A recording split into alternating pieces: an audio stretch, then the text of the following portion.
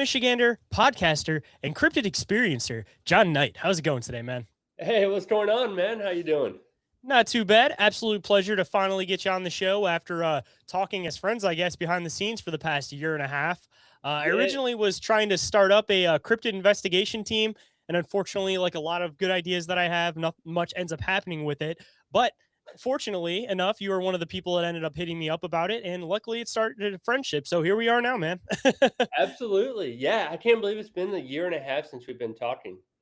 Say it. It, Unfortunately, we had some stuff happen in the middle where we were going to get together. You had some stuff going on in your life. We never ended up yep, getting back around to it. But luckily, came across your number, and I was like, "Hey, I should hit that guy up. It's been too long." absolutely, man. I'm glad you did, man. Thanks for the invite. Absolutely, man. And actually getting to talk on the show because usually it was just through text. So it's always a little bit different when it's screen to screen or face to face. So I'm looking forward to actually hearing about your experiences instead of, quickly paraphrasing them through text as, a lot of our conversations happen to be. So, Absolutely.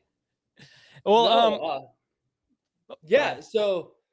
ahead. For you, for everyone listening who doesn't know, my name is John Knight from the West Michigan area, where you're from the Eastern Michigan. Complete opposite sides of the state. Yep. So, people who are watching or anything, we do the whole hand thing. I'm over here, he's over here. So, but yeah, man, I started a podcast this year, so I'm on episode 2. So if anyone wants to go check it out, it's Mysteries in the Timber. It goes live every other Tuesday. So it's yeah, we just started it. It's all about the paranormal and missing people and everything like that happens, mostly focused around hunters. Uh, and then besides that, I also co-host a podcast that comes out every Sunday, Tuesday and Sunday, and it's called Whitetail Advantage, where we just talk about hunting. So Say two opposite ends of hunting, I guess, right? You got the paranormal side of hunting, and then you got the normal side of hunting. absolutely, yeah. I figure if I'm going to be in the woods hunting, I might as well be hunting the other thing as well. Like if I'm looking for deer, I'll keep an eye open for squatch. I mean, see what's around. It's funny how that happens, that I feel like there's a lot of hunters out there that end up starting a hunting podcast, and then it quickly ends up turning into they have a couple random episodes where somebody saw something weird in the woods, and then yeah, it's still a hunting podcast, but a lot of it ends up turning into a lot of this creature stuff out in the woods because a lot of it seems to go hand in hand. I know a group of coon hunters down in South Carolina. They started off as a hunting podcast, just talking about coon hunting, and quickly it turned into a paranormal podcast talking about coon hunters who have had weird experiences. So Oh, absolutely. And whenever we have guests on the show, I always lean into it where I'm like, hey, you don't necessarily have to believe in Bigfoot or anything like that or Dogman, but have you ever had anything weird happen to you in the woods? And so many hunters are like, oh yeah, I saw this weird bear one time, and then they just think nothing of it. Or like one of the guys I was talking to, he's like, yeah, it's like we were walking out of the mountains, and it kept feeling like someone was pacing us out. Like it was really weird. We felt uncomfortable, but yeah, that was it. And then you start talking to more and more, and they're like, you did have an experience, but they're like, no, it was just a weird looking bear, or it was something else. They're so quick to just brush it off. it's funny how many of those guys too will, have weird little experiences throughout their whole life. And then they'll have that one event that they can't deny anymore. Like they'll straight up see a Sasquatch. Then all of a sudden they start putting two and two together and they're like, hey, that one time I was in the woods and I had a random rock thrown at me and I thought it came from a squirrel.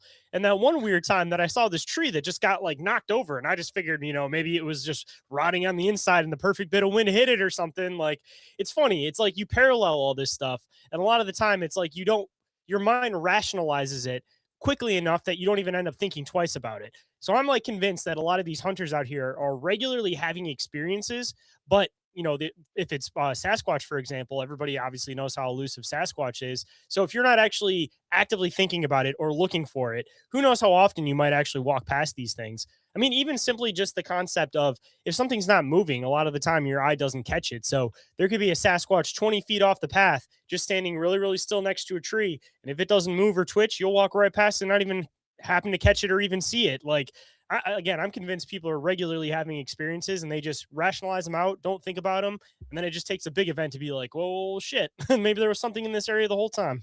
Oh, the best example of that is at the very end of Harry and the Hendersons, when they're releasing Harry back in the mountains, and he turns off and walks off, and then all of a sudden they just stand up.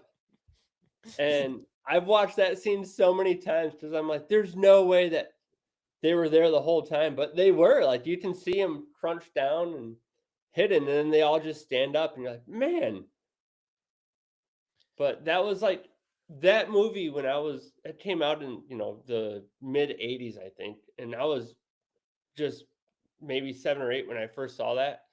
But that is the movie that got me hooked on Bigfoot, and I feel like that movie hooked a lot of people in my age, into the Bigfoot and Sasquatch type hunting and just background and everything else. I was actually surprised that obviously the movie takes a lot of liberties, but there's actually a lot of stuff that actually like parallels pretty well. And honestly, I'm a big fan of Harry and the Hendersons. I think I posted it semi recently. I ended up getting a pack of Harry and the Henderson cards from like 1989 or something like that that still Oh, has the bubble gum nice. in it. So I got that hidden back here. I got this like little like Pez machine looking head thing from like Harry and the Hendersons and stuff. But yeah, dude, that's one of those ones that it's I don't even want to say it's like spoofy or anything cheesy, but it kind of Oh, like no. leads into this like optimism of Sasquatch, of course, because there's a lot of people that kind of got into the Sasquatch thing because of like Boggy Creek, for example, which is like the horror motif of Oh, Sasquatch. yeah. But it seems like a lot more of these guys that are like they really want to get out there and they think that, it brings in like a totally different motif of Sasquatch, rather than like being scared of this monster out in the woods. It kind of makes you a little bit less scared of this monster out in the woods. But obviously, you should always go at this stuff with some bit of precaution. But yeah, I don't know. It kind of brings in like a different light of Sasquatch. It kind of makes it more like an optimistic adventure to go out and find Sasquatch rather than like oh no, I don't want to come across one of those things like the Boggy Creek people came into it with. Oh, absolutely. Kinda like what Disney does with all the animals in their movies, they make them look all cute and cuddly so that way you attach, emotion to them. Then you see a deer in the wild, and first, every time I see a deer, I'm like, "Oh, it's Bambi." Like, I mean, it's just we're predetermined to know that now. And I think, Harry and the Hendersons, yeah, they gave them like that friendly motif, like you were saying, like, hey, it's not a giant scary monster out there. And I It think that's almost, what got a lot of people looking like, hey, let's go try to find this thing. it almost kind of makes you wonder going into like the whole conspiracy of Harry and the Hendersons that there was actually some government funding that went into that movie, which has always kind of put this little like grain of doubt in the back of my mind as far as like what the motivation behind the movie potentially was.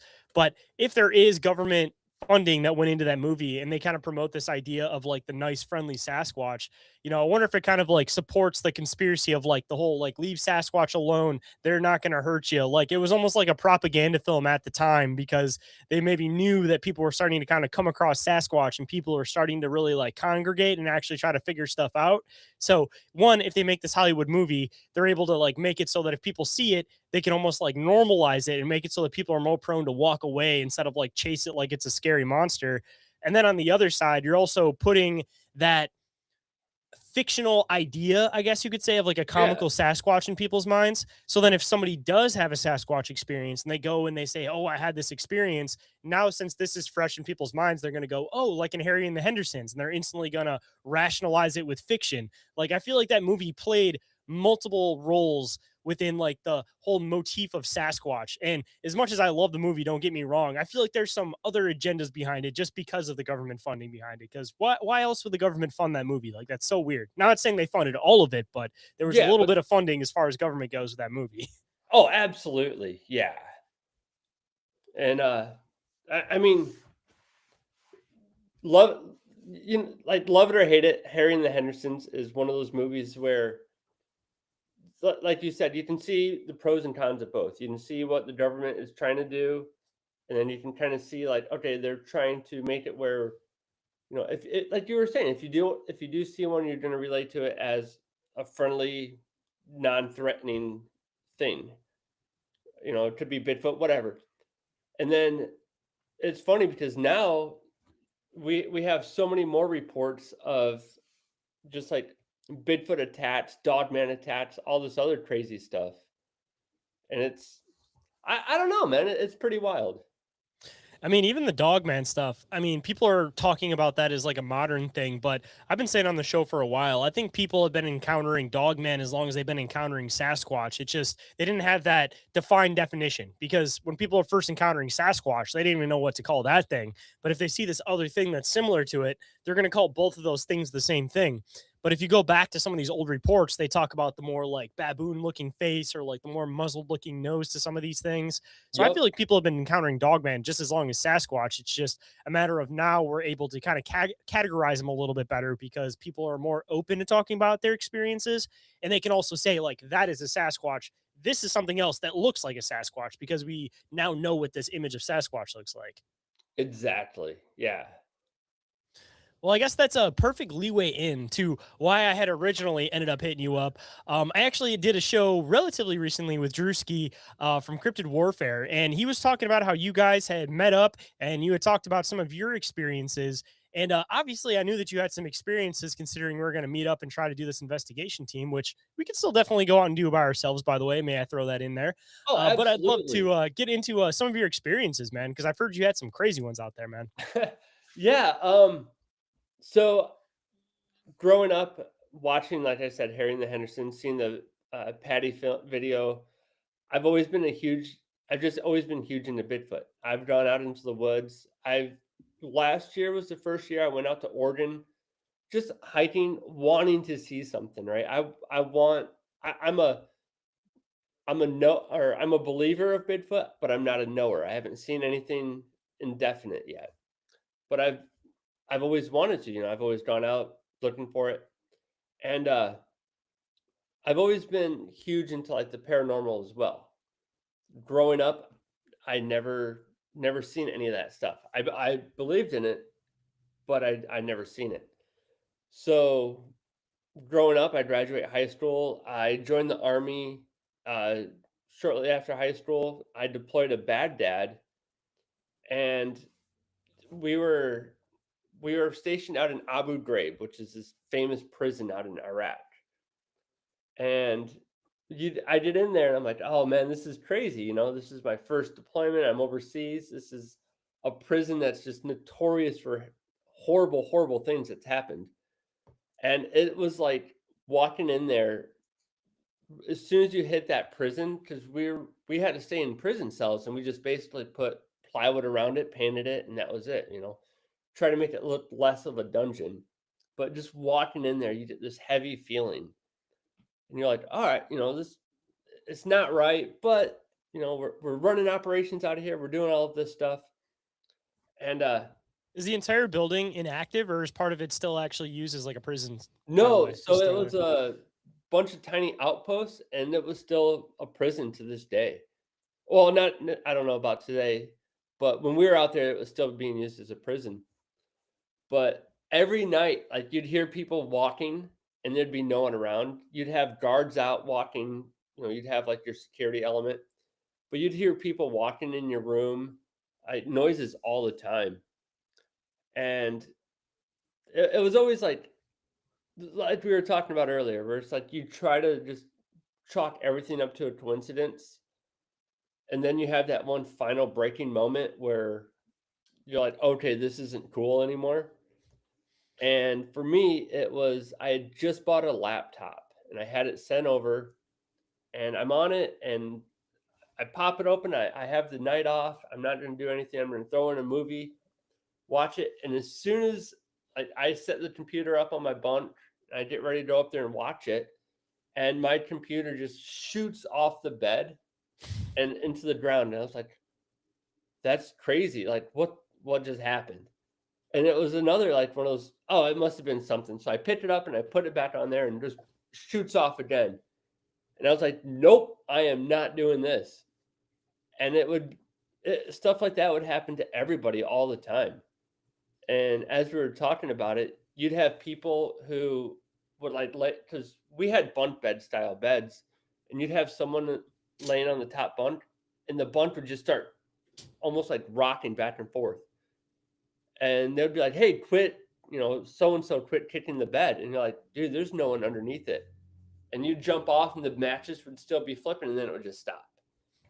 Like that place was so eerie. Like we would do like 3 week, I think it was 3 week rotations out of there, and everyone was so ready to go home at the end of like the first week. Like Dude, that talk was about a perfect storm, though. You have one ancient land that who knows what has happened on that land. On top of that, you have the prison, which, I yeah. mean, residual hauntings galore, because think about just people constantly walking around in circles in a cell or constantly being in the same cell every single day. Like, that's just locking things into those places in time forever. Not to mention all of the evil people that have probably passed through there or had traumatic experiences through there that are, intelligent hauntings. Like that's just like one of those perfect storm type of locations. And considering it's in the Middle East too, who knows what type of material the building could potentially be made out of that could be Oh, harnessing and holding absolutely. things in too. Yeah, and it was like when we were over there, I mean, we heard stories of what would happen in there in the prison, and it was just horrible. And you'd go into like different outbuildings, and you could see bullet holes just lining everything. So horrible things are happening in there. And I mean, you'd see orbs all the time, and it wouldn't be like through a picture or anything. You would see just like a light shoot across, and you're like, yeah, I'm not going in that area. I mean, the entire base, like everybody knew, but you had like your tiers that would talk about it. Like the lower enlisted would talk about it over here. Then you'd have the higher enlisted, and the officers they would say, we had some weird stuff happen. And then every once in a while you'd get cross communication. You'd be like, hey, we know the LT witnessed this stuff too. So it was everyone experienced it. It wasn't just the guys in that room, it was the entire prison. Dude, I'm sure that entire pocket area, it's just so much residual energy that's sitting there that for miles, I'm sure that you probably have some weird paranormal activity that happens. Not to mention the fact that I'm assuming the whole area is surrounded by desert, and desert seems to be this liminal space anyway. So again, it's just miles and miles of just ancient land that's just harnessing ancient secrets that nobody could possibly even imagine. Oh, absolutely. And I was always I loved history, and I grew up watching like Ancient Aliens and all of that stuff.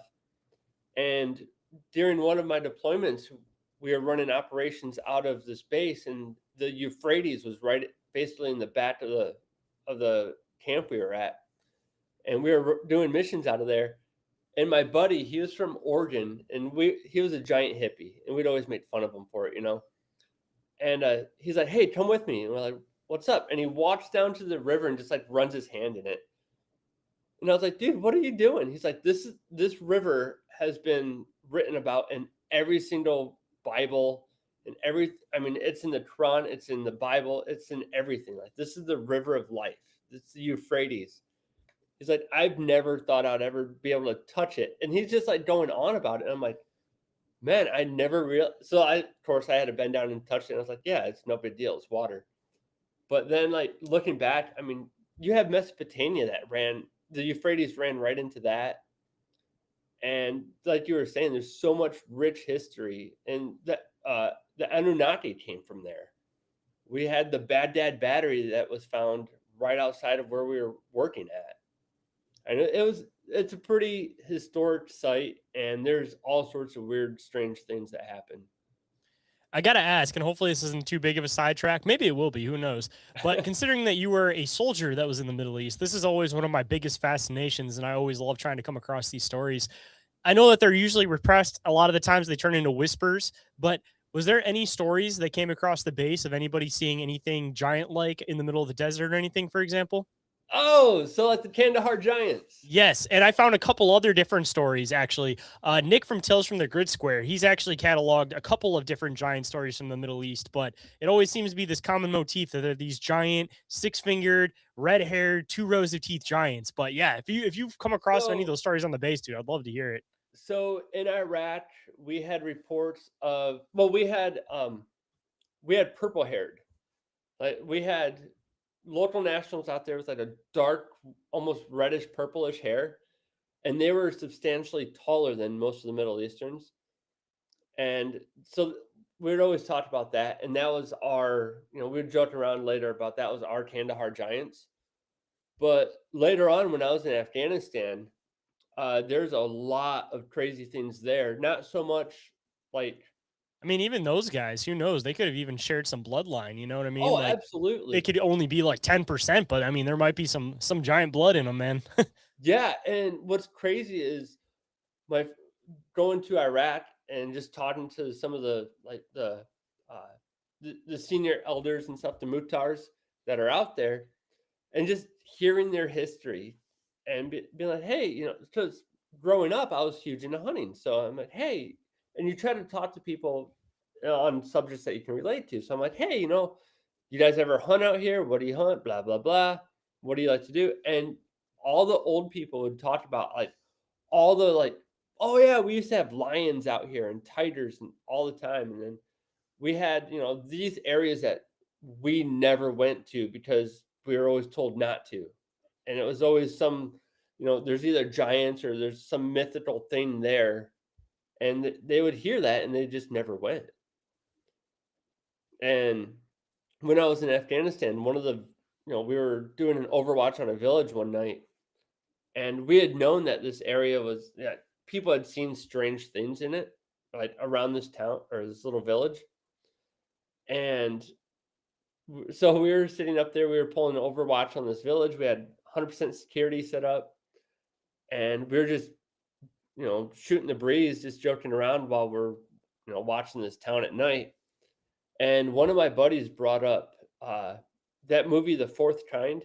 You've seen that, right? Yeah, the one with the owls. Oh yeah. So Yep. that movie scared the hell out of me. I mean, that movie was terrifying to me. But Dude, there's when a that one scene. first came out, that was a really, really good, solid alien flick, especially with that like high pitched like buzzing every single time they show the Oh, owls, dude. It was kind of like sinister. Like it wasn't overall that scary, but it just kind of hit a weird note in the back of your mind, you know? oh, absolutely. And so there's that scene where the UFO is flying over the house and the camera's all blinking in and out and stuff like that. Well, when we were in Afghanistan, my buddy started talking about that movie, and I had just seen it. So we were talking about it, and we were talking about that scene. And as soon as we started talking about it, we went from like watching this village to like looking up in the sky and just checking it out, because I mean, there's no light pollution. It's just beautiful, clear skies there. The country's gorgeous. It's just, the war going on kind of sucked. Constantly But, dangerous, always. I mean, even if you guys aren't there, there's just always conflict over oh, there, yeah. anyways. It's just It's Afghanistan. Yeah, people are going to fight regardless. they've been at war for thousands of years in some way, shape, or form. Complete side note, I'm a huge movie buff, and one night we were getting ready to go out on a mission. And I looked at my team leader and I was like, "Hey, we're not going to win this, right?"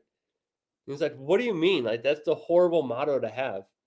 I'm like, "No, look at it. In Rambo 3, Rambo trained the Mujahideen, which later became the Taliban." I'm like, "We're lost. Like Rambo taught these dudes." And everyone was just laughing on that one. Gotta look out for Rambo. He's gonna sneak up on you. Absolutely. But no, so in Afghanistan, we were overwatching this village and we were talking about that movie, The Fourth Kind. And all of a sudden you start looking up and you start, you almost start like wanting to see something. And then it's like you look up and me and my buddy at the same time, we just saw this like bright light. It looked like a star and it would just like move over and then it would stop. And we're watching it and we're both calling out what we're seeing and we're seeing the same thing. And it's just like moving back and forth and it would go up and then come down. And we're like, what is this? And he's on the radio trying to see if we have any like air support or air assets or ISR or drones or anything like that flying. And he's like, we have nothing. So we're like sitting there watching it. And this is probably 2 in the morning. And it would like go from over, it'd be over in the northeast, and then it would shoot over to the southwest, and it would just go all over the place. And we're constantly watching. We're like, what the hell is that?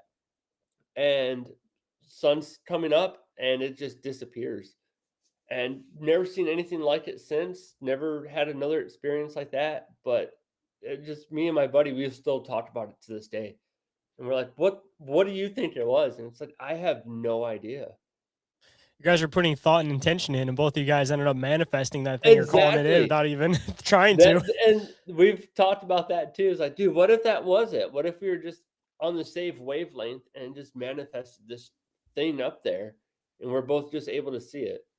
Dude, talk about like a consciousness beacon too. If you're like in the middle of the desert in like Afghanistan, I mean, obviously there's not a lot of people around. So if you're out there and you're thinking with intention, I mean, talk about like an antenna, you know, like there's very minimal things around. So that's just like a straight beacon up to these things if they are potentially coming when people think or, you know, Oh, manifest these things absolutely. thinking about them, which seems to be a common thing that, you know, you got the people in the middle of the desert that are able to, you know, manifest these things whenever they want to. There's a guy who recently somehow did it on camera for the news. I don't know what the deal is with that, but clearly Oh, there's something to it. And there's this connection with them and consciousness and being able to, I guess, telepathically communicate with us. oh yeah. Was it Chris Bledsoe? He has. Have you ever heard of him? Yeah. Yeah, like watching his videos and stuff like that, and listening to the podcast he's in, and how he can just like almost call and manifest it up just like that. Like it's unbelievable. And it's like, yeah, are you that in tune with it? Are you on a different wavelength? Like what is going on? Dude, I've been like really into this like four-dimensional reality concept lately. I read this book called Flatland, and it like totally just kind of like opened up this new perspective for me in a lot of this stuff. And it talks about basically, I know I've talked about this a few times on the show, but I'll try to like paraphrase it as much as I can. So, anyways, it's like from the perspective of like a two-dimensional square, and he has this three-dimensional sphere that like comes into his reality and starts trying to explain three-dimensional reality to him in a 2D reality. And they basically talk about how this third dimensional reality just came in from the side, how he can see from the inside of them. And then it kind of expands back even further out, saying that, like, if there is a fifth reality that exists, it would have to be from something that comes from inside, because it appears that as you go up realities, you're able to see the inside of the reality below.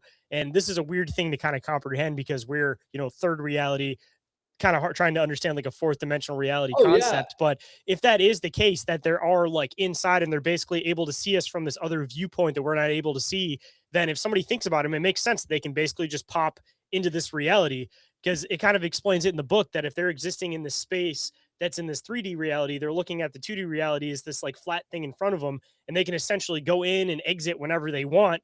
And when they go into that reality, they of course appear like they're a two-dimensional object, but that's because you're not seeing them at the correct perspective. But if it's that easy that they're basically able to just stand out, stand in, stand out, stand in, I mean, I don't know, man. That seems to be one of the closest relations for me, at least, with this whole extraterrestrial phenomenon. I mean, you know, I'm always open to whatever theory anybody wants to potentially throw on it, but currently the one that's making the most sense to me is this fourth dimensional reality concept. Dude, that is crazy. Like I'm gonna have to read that book because I've always thought about it where and it hit me when I was younger. Like my aunt really got me into like the whole multiple dimensions and alternate universes and stuff like that. Sweet. Yeah, it's not too big of a read. It's a pretty short one. Perfect. Yeah, anybody out there that wants to check it out, Flatland, A Romance of Many Dimensions by Edwin A. Abbott. And you guys can find audiobooks for that on YouTube. I think they're like 2 hours long, so it'll be quick to easy breeze through too. Oh, nice. But yeah, so like my aunt, she was really huge into like multiple universes and string theory and stuff like that. And she used to live in Iowa City, and we would go out there to see her. And one day I was probably 8 or 9, and I seen her, and she's like, "Oh, I gotta run inside." Like we were getting ready to go somewhere, so we're all in the truck, and she's like, "Oh, I left my sunglasses. Hold on." And she ran inside, and she was in there for probably like 10, 15 minutes, and she came out, and she's like, "I don't know where they are." And everyone loses something, right? And she was sitting there, and she's like, "I always keep them right in one spot." And she was telling me, and I was like, "Well, how did you lose them, right?" And she's like, "This," and the way she put it is, she's like, "I don't think I lost them. I think that they just disappeared." And I was like, "Well, I'm like 8 or 9," and she's like, was trying to explain to me how she felt like there's different realities or like parallel universes where there's just like a thin screen or like this a piece of paper, right? And whenever you do something in one world, there's another. Like, say I put my glasses down on the table here. Well, in the other world, they put them down over here, and there's just infinite universes, infinite options. And my aunt was like, "Well, what if every once in a while those two pieces of paper, or those films, or whatever, just slightly bump and touch each other? And now the glasses that were over here are they're bumped and they disappear and they reappear in that reality, and it just trickles on down." And she's like, "That's what I think happened." And she just chalked it up to that and just never lost it, or never found the glasses and just left it at that. And last, I think it was like last Christmas, she was up here, and I mentioned that to her, and I was like, it's been like 30 years, but what you were talking about still hit me. And we were joking around about it, and she's like, "Oh, I'm a firm believer in that." She's like, and because I mean, she used to teach at Iowa University or the University of Iowa. She's done all sorts of amazing things with her life. And she's like, "Yeah, we talk about it all the time, and we still run into instances where that happens." And then she started getting into more of like the different portals and stuff like that. And she actually moved out to Sedona. I mean, Sedona is just like a paranormal hotspot, and there's all sorts of like portals and everything going on out there. And she always talks about it. I'm like, man, I would love to just go out there and explore it and like firsthand witness some of this stuff. That's one of those things, man, that as fascinated as I am with it, it's like I'm horrified to mess with it because I talked to like Trey Hudson, who works for or does stuff with the Meadow Project. I think he's like the founder of the Meadow Project, to be a little bit more exact. But they're talking about this like weird cube phenomenon that they've been dealing with this like cube that like appeared, and they ended up having people like walk through it, and they almost felt like they were like somewhere else, and like their perception shifted and everything. And they ended up having two of them ended up passing away actually from passing through this thing.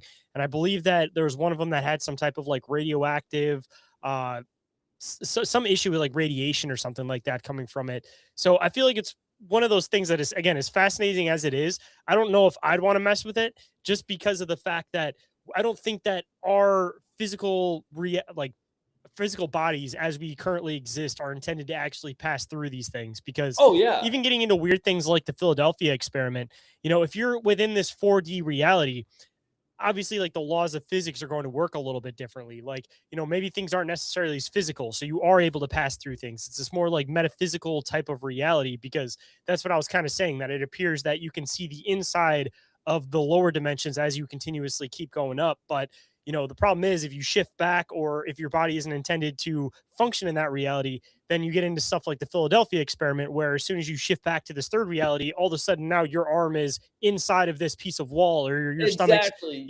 inside of this, or this thing's crossed and blended into you because you were existing in this plane that the physics don't necessarily work the same as our reality. Like, there's just so much that could potentially go wrong. Messing with ghosts is one thing, messing with Sasquatch is one thing.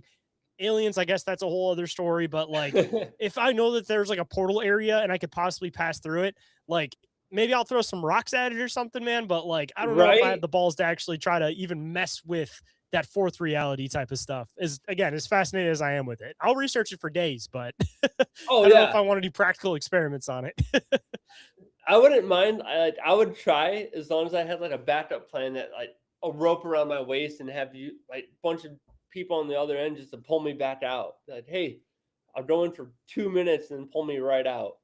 But then the next thing you know, you get pulled out and that rope is attached inside of like your stomach or something as you get pulled Right? back out of it or something like. Oh man. Plus, the other scary part is like you can have as many precautions as you want, but when you're dealing with something that's outside of our realm of understanding, it doesn't mean that that precaution is ever going to necessarily work. Like, even going into the CERN stuff, like one of my biggest arguments for that is, yeah, you may try to open up a microscopic wormhole, but who's to say that thing's not going to continuously keep expanding? And what would you even have to possibly even be able to stop that from happening? Like, Oh even yeah. passing through some of these like natural wormholes or stargates, who knows what could potentially happen, where if it's existing in this certain spot and it's always existed in this certain spot and it hasn't been necessarily passed through, if the wrong person passes through it, or you don't pass through it properly or something like that, is it possible that you could potentially like create a rift in this hole that will continuously keep expanding? Like, who knows what possibilities could happen. Like, I don't even think you could come up with enough safety protocols for messing with this stuff.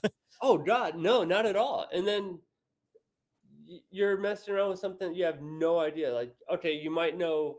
So CERN creates a microscopic black hole for a millionth of a second, but okay, so now they create it. What's from stopping it from just like instantaneously blowing up and just growing in mass value? Like they're like, oh no, that won't happen.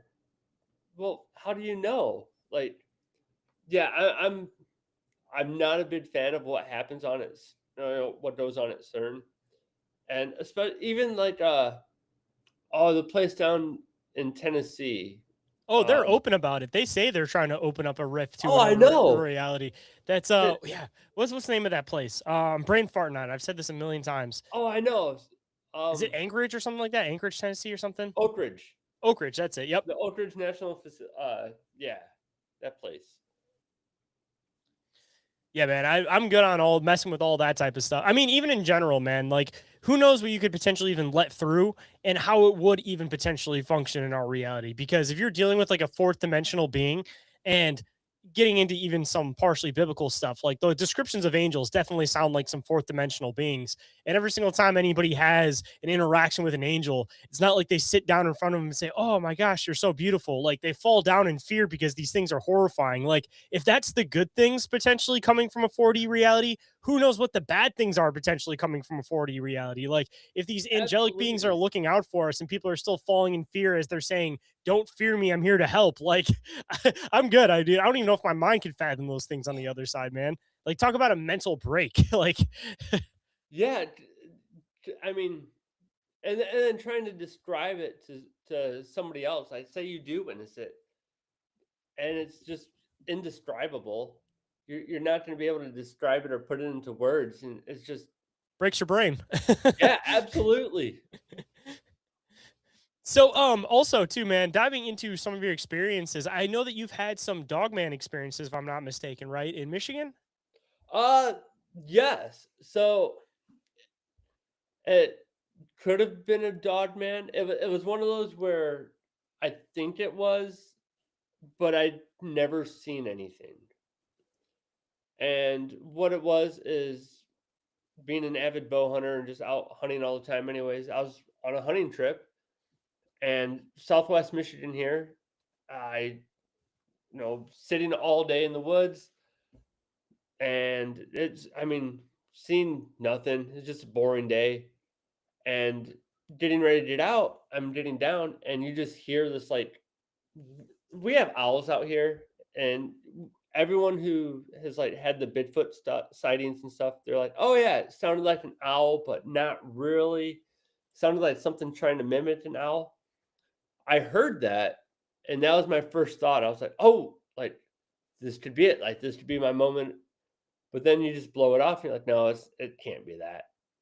So walking out of the woods, it's probably a couple mile walk out of the woods to my truck, and I would hear the owl that just every time we'd hear it, it sounded off, and then it almost sounded like I was being paced out, but I never seen anything, and the entire like do having this experience, it was one of those events where it's like, man, everything's kind of weird. I just not you don't have that warm and fuzzy. You kind of feel weird about being in the woods.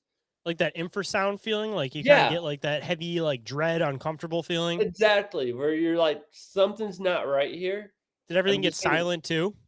oh yeah, and but I always thought that being an avid outdoorsman, being into this subject, like I would know it once I seen it. So like and it wasn't I had found I made the walk back, nothing happens.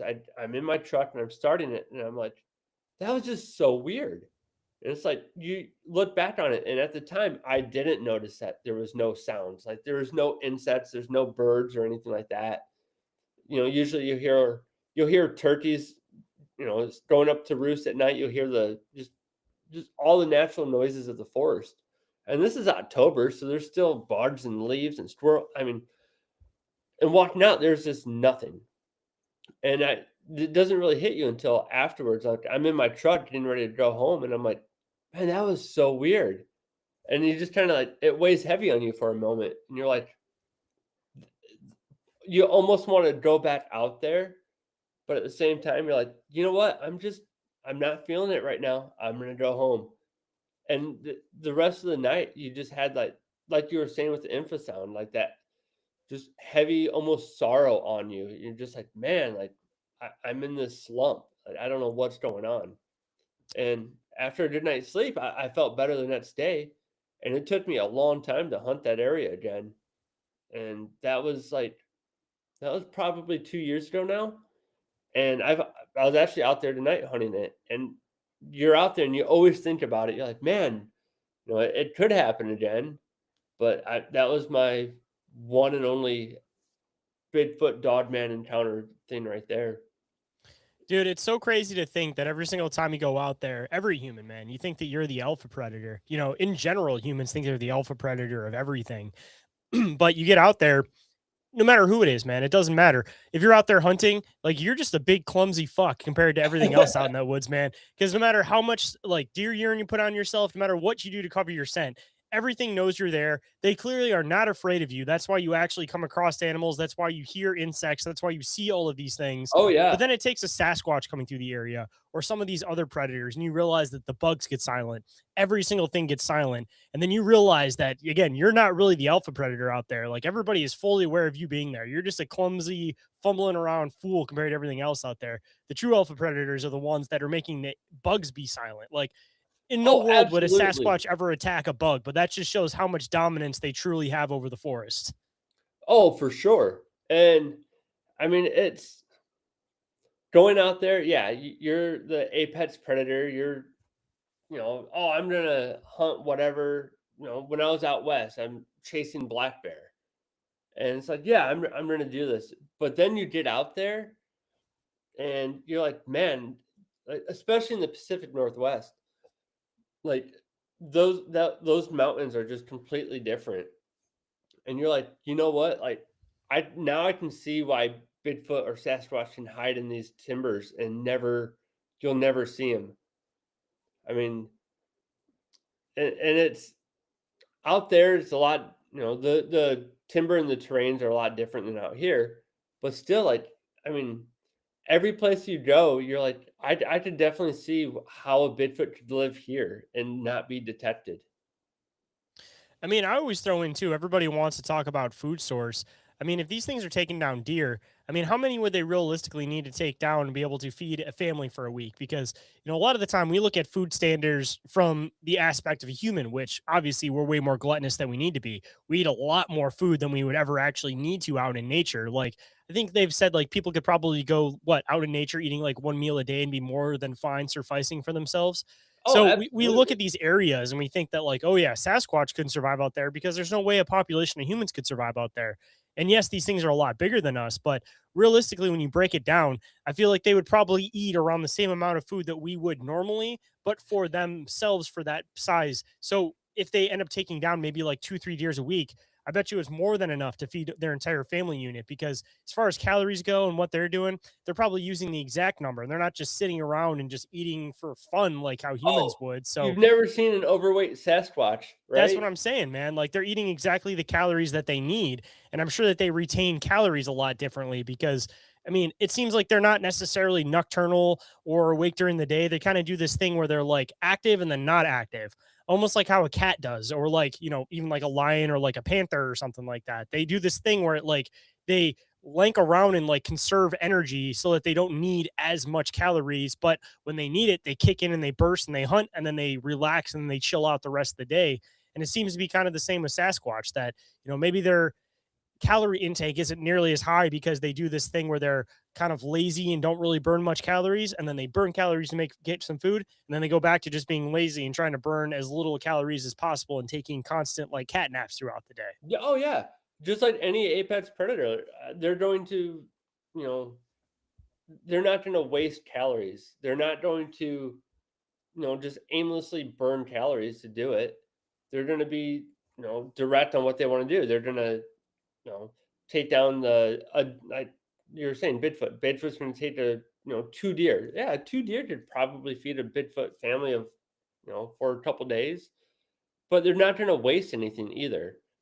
And that was my biggest thing. And I so mean, many with human people, family, you get one deer and it lasts you the winter. So I mean, like, I don't see why one deer wouldn't last a Sasquatch family a couple days. You know? I've put 3 in the freezer this year so far. But it's no, like I always felt like they're not gonna waste anything. They're I feel like Bigfoot's gonna be respectful for anything that it has to do. They're not going to they're just trying to exist, I feel if like that they'd makes go any down to sense. even like sucking out like bone marrow, for example, because I'm sure that's absolutely full of calories. It's probably extremely nutritious. And again, just going back in and not wasting any possible aspect of that deer because you need every single calorie you can get off of that thing. Oh, absolutely. And I always love the fact, like when people debate it and they're like, well, how come we haven't found any bones or any skeleton remains?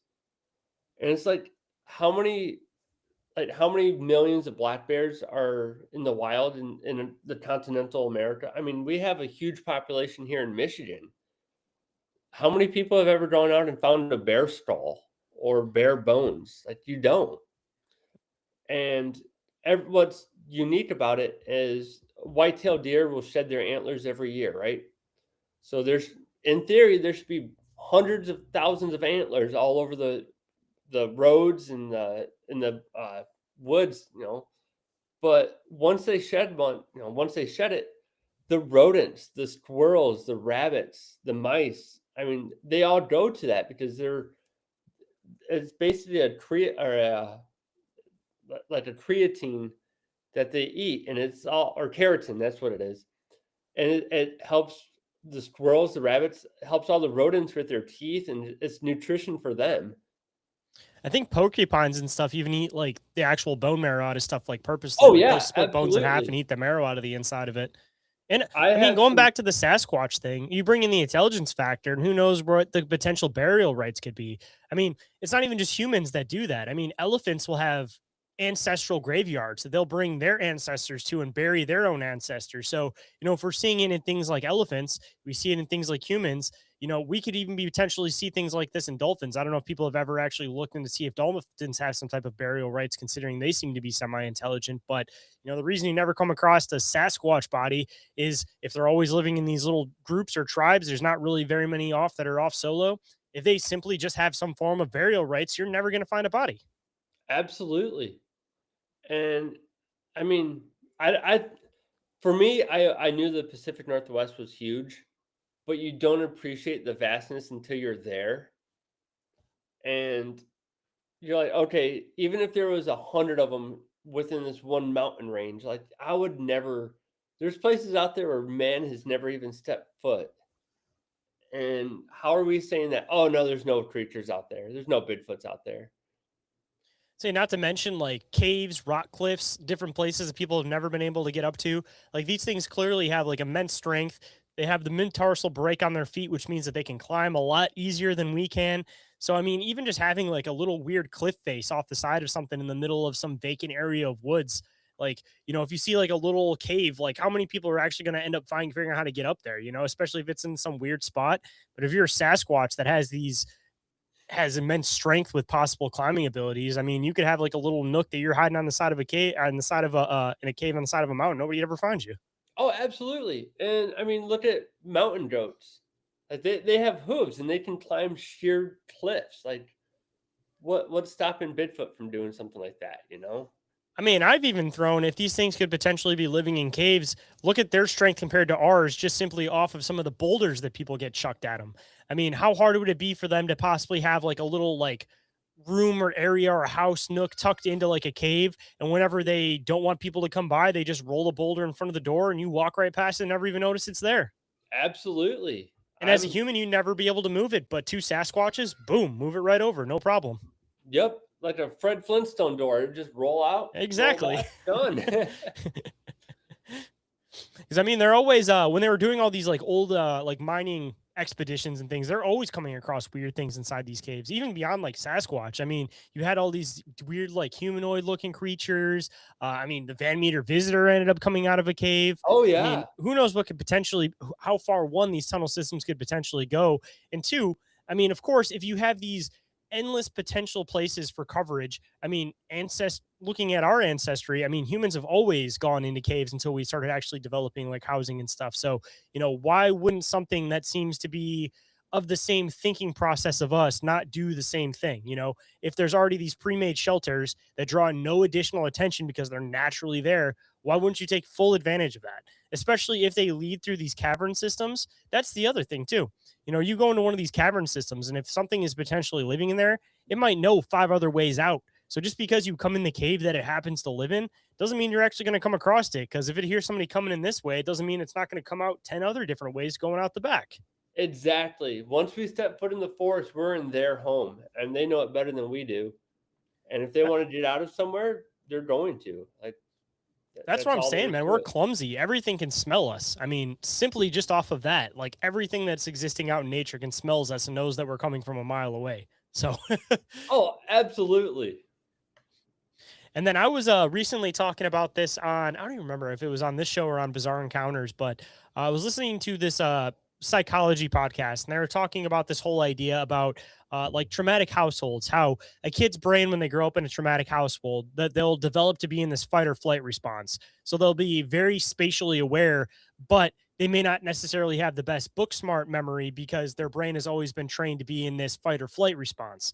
And then the opposite goes for the people that don't live in traumatic houses, that a lot of the time they're not very observant because they've never had to actually sit in their surroundings and have to be in that fight or flight response.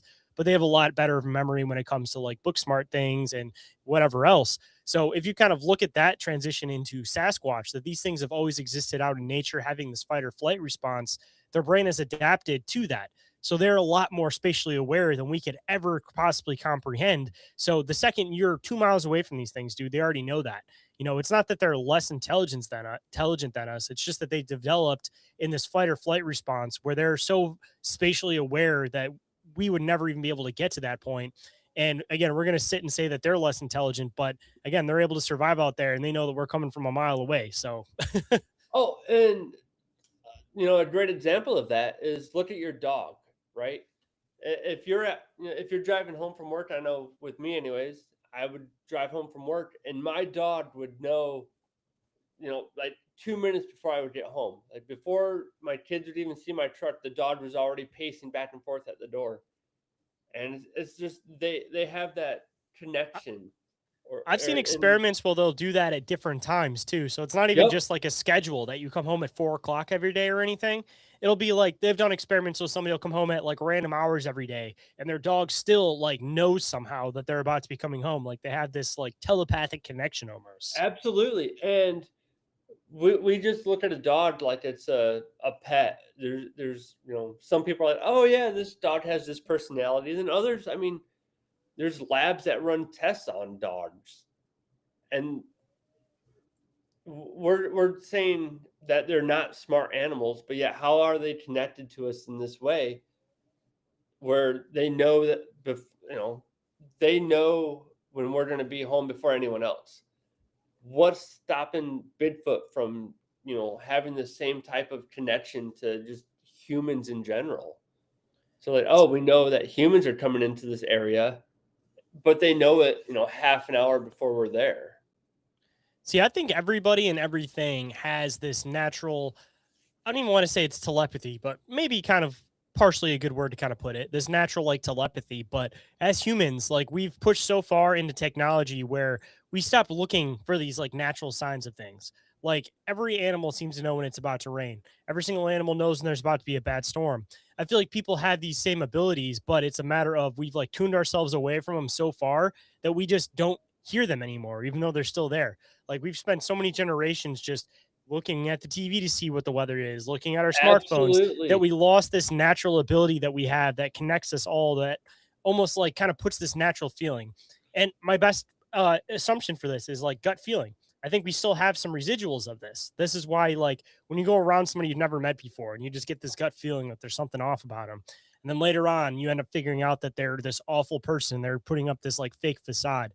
Like I'm convinced that people still have this. It's just a matter of like we just need to get reattuned to it because The that would volume completely of it explain turned what a down. gut feeling is. It's exactly what all of these animals are experiencing out in nature when they come across a person or they know it's about to rain. Same feeling. It's just that's the one residual that we have left of that. Oh, absolutely. And like that feeling that you get when you're being watched, right? Yeah, like the Like, sixth sense. yeah, exactly. So you did that, but now, like, for instance, last weekend I was getting new tires on my truck. I'm sitting at the tire shop and I'm looking around. I don't have my phone on me, but every single person there was on their phone, just like oblivious to anything going on. And you're just like, well, no wonder these people are all just they're zombies and it's all disconnected and they're not in tune with everything that's going around. That's why when I'm out in the woods, if I'm hiking or exploring or just hunting or whatever, like my phone is nowhere near me and it's just completely disconnected. And I feel like you get more in tune because once you're out there and you're away from that, the Wi-Fi, the Bluetooth signals coming in, like you get more in tune with everything. And I go as far as in the summer, when I'm hiking, I'm typically barefoot.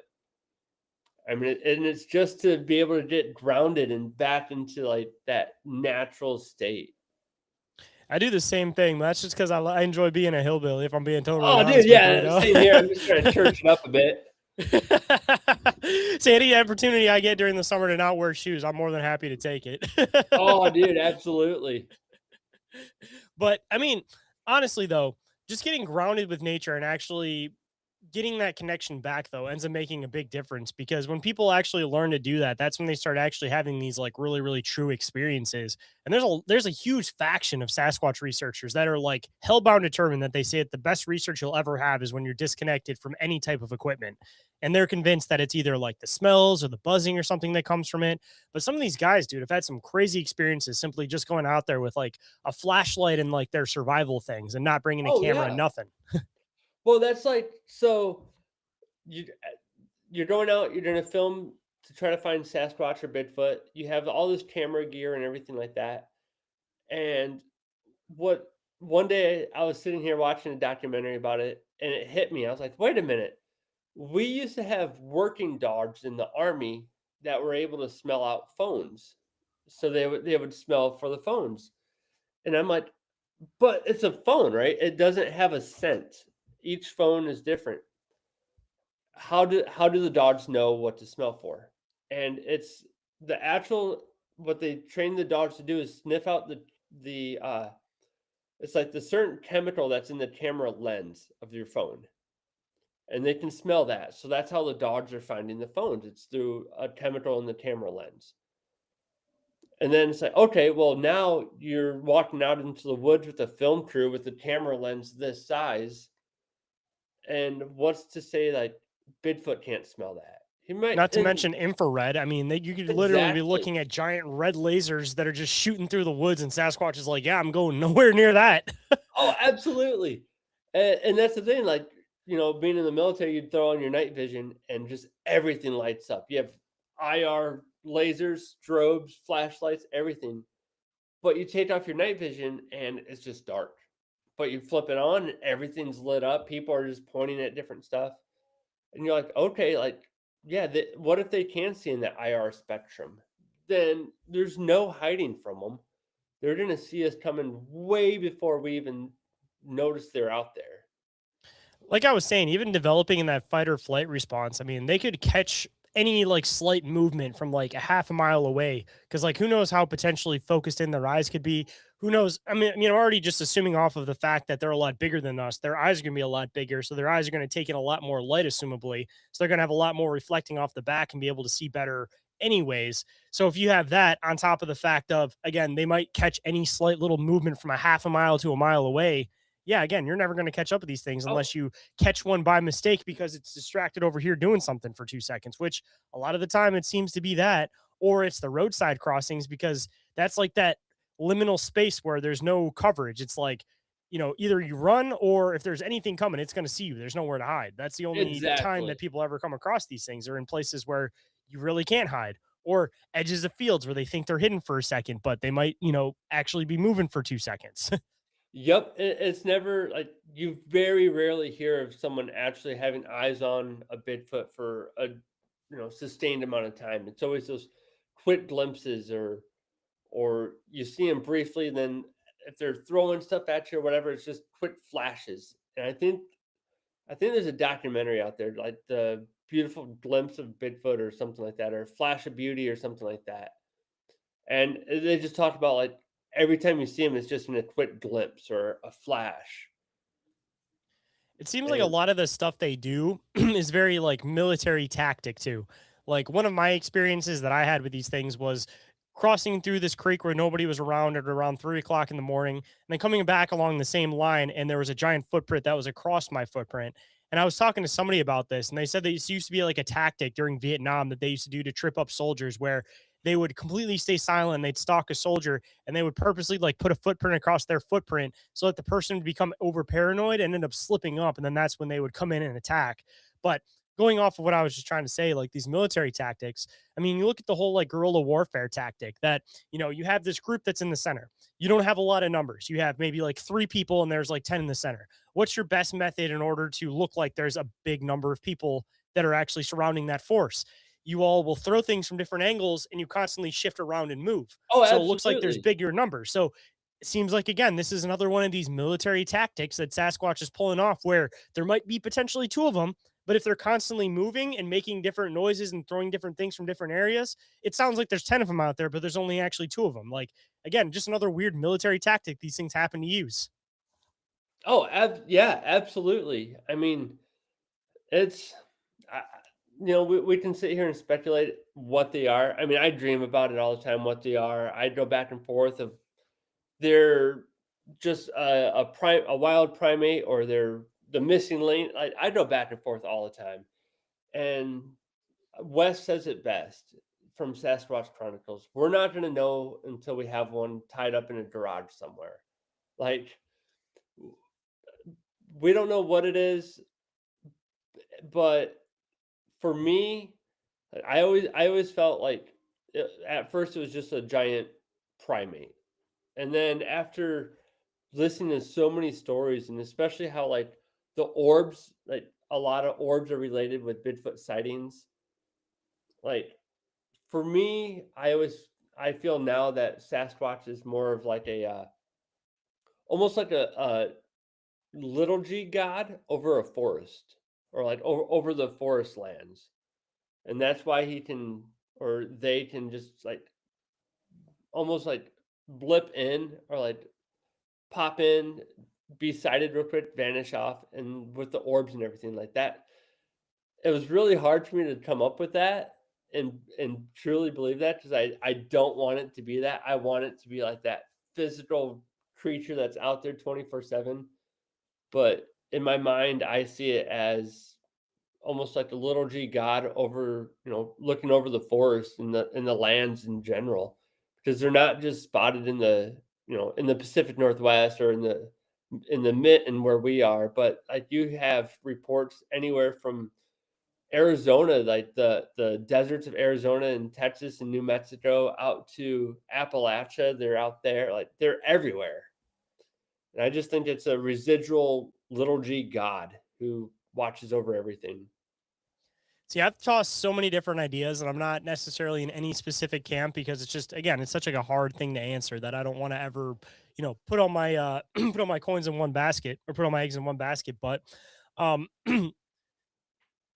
I definitely could see the whole idea that these things are something physical. Like they're just something here that we haven't caught up with yet. Maybe because the numbers are just dwindling down as time goes on, and they're starting to live in smaller groups, and they're starting to just learn to get more and more elusive to stay away from people as their numbers are starting to dwindle down. Or, I mean, you want to get into the weird aspect of things. Going back into what I was saying about this like fourth dimensional reality, I don't think these Sasquatches are necessarily like conscious of the things that they do. Like, I think that they just have these natural abilities that we just haven't caught up to and understand yet. So, if they are something that could potentially be like a fourth dimensional being, they could be like the basic, like just bottom of the barrel of like the fourth dimension. And them walking back and forth between these two different dimensions isn't something that they're doing like it's like some superpower, but it's just something that they're just doing because they're just these things walking around.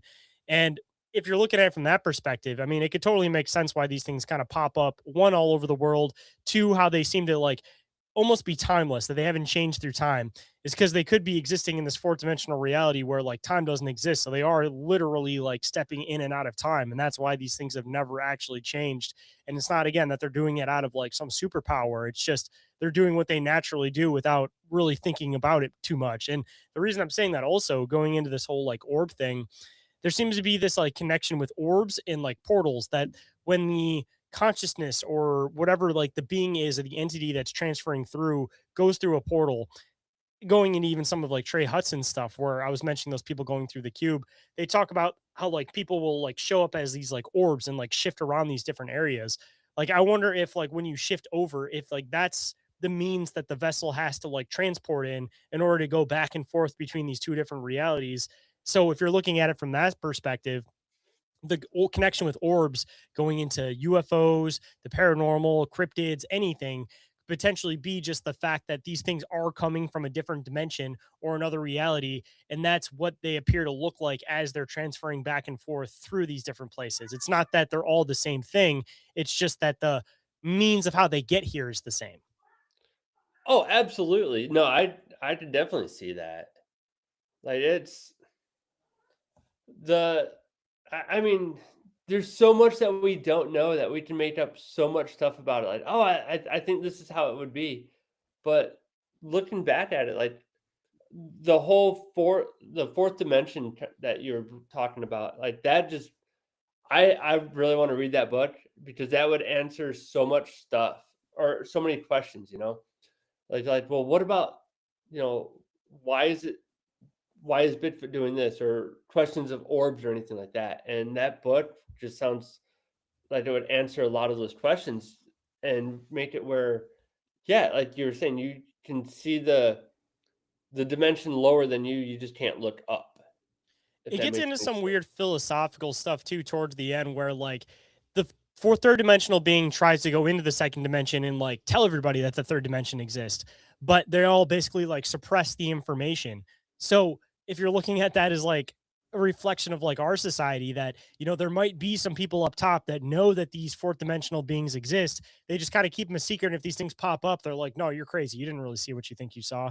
you know it could be potentially completely possible that all of these things are fourth dimensional, and they are fully aware of the fact that they are fourth dimensional, and they just pretend like, oh yeah, we don't know, like that, it doesn't make any sense, so we just don't even think about it. Like it's so weird when you actually read that book to see like the parallels. Like I almost kind of feel like with a lot of these old books, dude, like these writers seem like they're aware of things that they were trying to portray this message of, but they couldn't just outright say it, so they kind of hide it in this like esoteric way throughout their book. And this is definitely one of them, that I feel like there's a lot of secrets that this guy who wrote the book may have been aware to, and he just tried to make it in a way that people would be able to understand in this book. You know what I mean?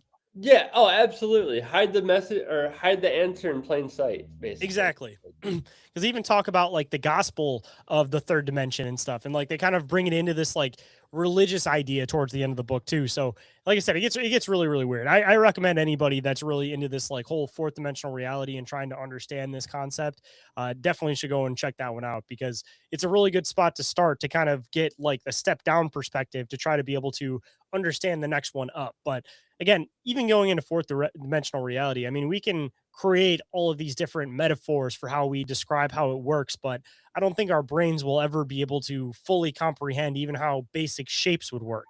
Because you get into, I don't know if you've dug into the whole like tesseract concept, but the tesseract is supposed to be a fourth dimensional object, and it's essentially the square inside of a square that's continuously shifting inside and outside, with like the inner square becoming like the outer square. So it's like we can make models for this stuff, but even the model like doesn't make any comprehensible sense within your mind. Oh yeah. That's yeah. All of that stuff just fascinates me. And the square that you were just talking about, the tesseract square, like it's just we can make computer models and everything for it, but to wrap your mind around the concept and the idea, it's so crazy to think about. And then to think about all the stuff that we don't know yet is just mind blowing. And the potential of that just keeps going up and up and up and up and up. That's the even weirder part about it. Like who knows where that dimensional shift actually ends? Like, they theorize that there's only 11 dimensions, but we can't even imagine the next one up above us. Like, who's to say that there's a cap of 11? Like, I don't even know where they Oh get that end yeah. number at, Where did that number 11 come from? They just like pulled it out and be like, oh, we're going to stop all the dimensions at 11 today. Or, I mean, even breaking stuff down even smaller. I mean, we're looking at it as like first dimension, second dimension, third dimension, but I almost kind of feel like it could potentially go even beyond negative for that. And once you get so far beyond that, you also can't comprehend it. Like, I feel like it could be like this spectrum where it's not necessarily like, here's the base and then we're building up from here, but rather like, you're in this spot on the spectrum and you can kind of understand the next one up. You can understand maybe two down, but then once you get past that, it doesn't mean that there's not way more that exists. It just means that your brain can only comprehend, a shift, two shifts up or down in either direction, Exactly. which gets even just the even crazier inevitable possibilities when you get into this dimensional stuff. I mean, that's just thinking about this stuff, man, will start to break your brain. Oh, I know. It does too.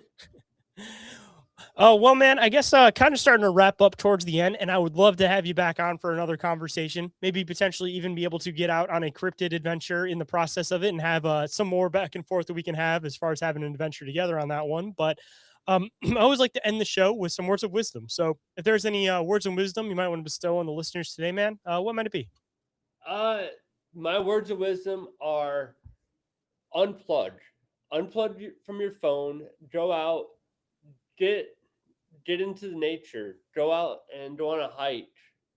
Just unplug for just an hour a day. Go out, see nature. It's winter now. I mean, go out for a drive. It's beautiful. But just take that time to disconnect and don't let social media or anything like that ruin you and just take over your life. Just unplug, get out, reset, get grounded, and then you can get back into it. But Amen to that, man. everyone needs that off time for sure. Dude, I've never hated my phone more than after I started a podcast. Like, I love podcasting, don't get me wrong, but like the social media aspect of it completely kills me. Even just like talking to all of these different people on all the different effects that all of this social media and the algorithms and everything has on your brain. Like, it's just made me want to push away from it the more knowledge that I have on it. But unfortunately, as society goes on, and these things are just becoming everybody's sidekick or companion, for lack Yeah, of better term. So at least take the opportunity, like you were saying, to just disconnect from it once in a while, because people have spent thousands of years not having any type of device. And then it's only been the last 20 years that people have had this whole idea of always having a phone in your pocket or always being attached to your device. So that already just shows right off of that our brains have not fully adapted for this yet. So, considering that we are in a society where you cannot break away from phones, at least give yourself opportunities that you can break away from it for a while to be able to reset yourself so that you don't feel this constant anxious algorithmic pressure that all social media, phones, and electronics tend to be putting on people nowadays. Because fear state, man, that's how you end up making customers out of people, and that's also how you push them into irrational decisions. So it's a good way to keep people, I guess, absolutely. if you're one of the people in control. Dude, I couldn't have said it any better. And man, if anybody wanted to come and check out your new podcast, or they want to check out your other podcast you've been working on for a while, where can people come and find you online? And also, just to throw this in there, since you're only 2 episodes deep, why don't you give people a little teaser on what those 2 episodes are about too, so they know what to come in and look for? Yeah, absolutely. Uh, so Mysteries of the Timber is my podcast. Great name, by the way. Oh well, thanks a lot, man. The first episode was I went into a deep dive on Stephen Kubecki, who local West Michigan man disappeared in I want to say it was I gotta look bad 1977 something like that. Disappeared from college. He went out into the Michigan Triangle. Disappeared. I want to say it was 17 months later he reappeared. So we go into that. Then the second episode was all about three different stories of hunters going missing, and some of their remains were found, others weren't. So we went into that and what it could have been. If you want to check us out, we're on everywhere podcasts are. Apple Music or Yeah, we're on Apple, Spotify, YouTube. We're on there. We go live every other Tuesday starting in January. I'm taking the holidays off to, focus on other stuff. As are But most podcasts, it seems. yeah, right, right. But no, you can find us on Instagram. It's Whitetail Advantage Podcast is one of them. Mysteries in the Timber, or you can just look for me. Uh, it's Johnny Nitro is the name of it. Find me out there on Instagram if you ever want to be a guest or talk about any paranormal or cryptic stuff. Hit me up. I'm always down for it. And of course, I will include all of those links on the show description so everybody can find it quick and easy. And man, I appreciate you making the time to come on today. It was nice to actually get to have a screen-to-screen conversation with you. And I'm looking forward to getting out in them woods and having a Michigan cryptid adventure with you soon, man. Oh, dude, absolutely, brother. I am so ready for it. And we have to go normal hunting too. That was another one we had on the list. That's it. Turkey season this fall or this spring will go out for sure. Perfect.